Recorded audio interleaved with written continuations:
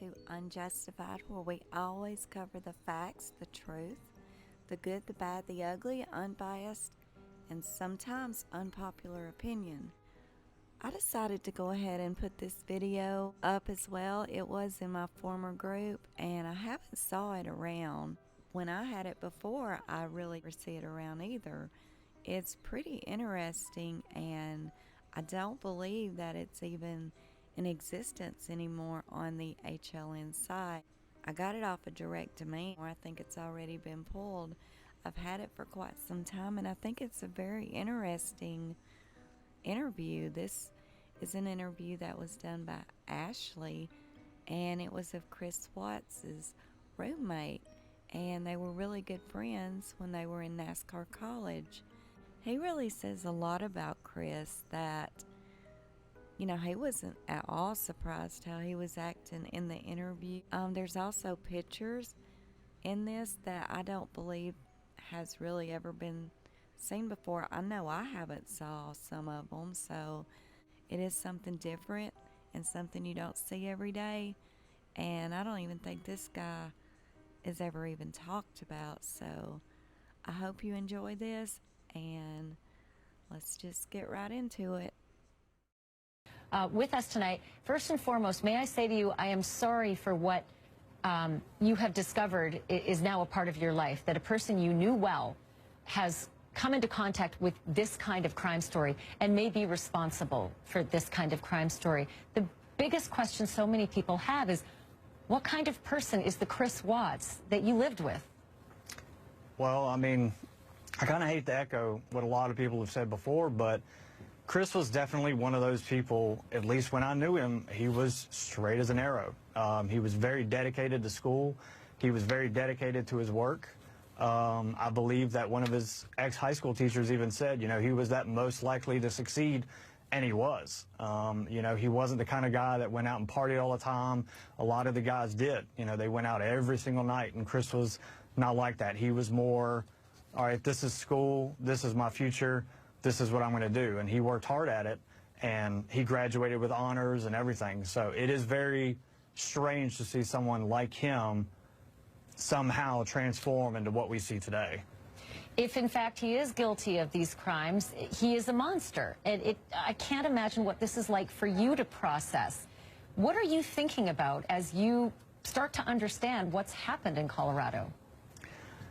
I mean, for me personally, I can't say that it really has affected me personally. It's not like I now sit there and think, well, wow, I maybe I was in danger back in the day. I've never had that thought enter my mind. There was never anything in his past that would have alerted me in any way, shape, or form to this kind of behavior. So, I mean, it's definitely gotten a lot of us who have not talked to each other in a long time talking.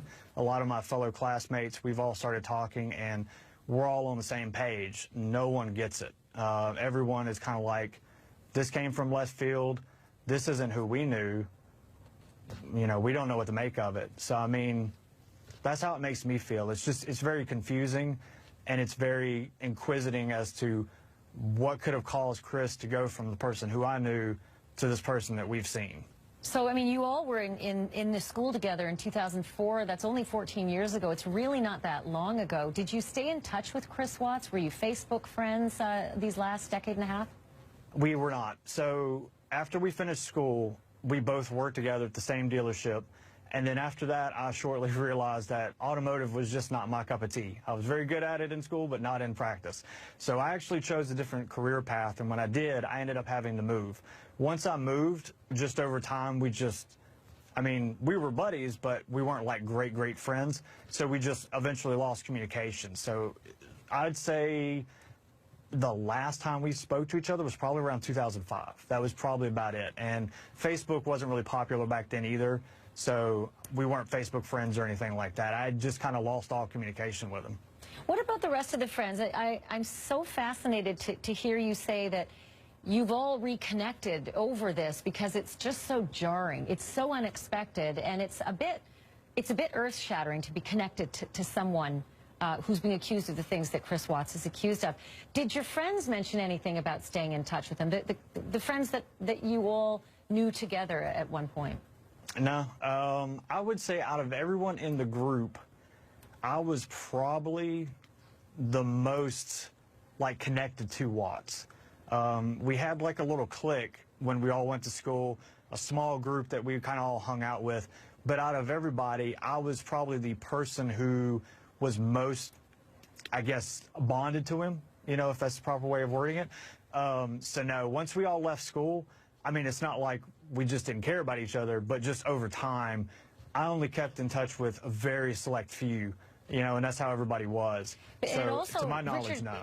It sounds almost like, and correct me if I'm wrong, it sounds like nobody really stayed close to him. And does that speak a little to his character, to his personality? Was he a loner? Did he move off and kind of leave his old life behind? So Chris was quiet. He was pretty reserved, but not in like what I would say a negative fashion. He was not the kind of guy who's just going to walk up to you and introduce himself and try to make friends. He was more of the kind of guy who you become friends with out of like happenstance. We were obviously friends because we were in classes together, and that's how we ended up meeting. He very, very rarely went out with us, so maybe that contributed to it. You know, he wasn't as tight-knit with anybody else, but he was pretty shy, very, very reserved. Like I said, very dedicated to what he was doing at the time and very hard on himself.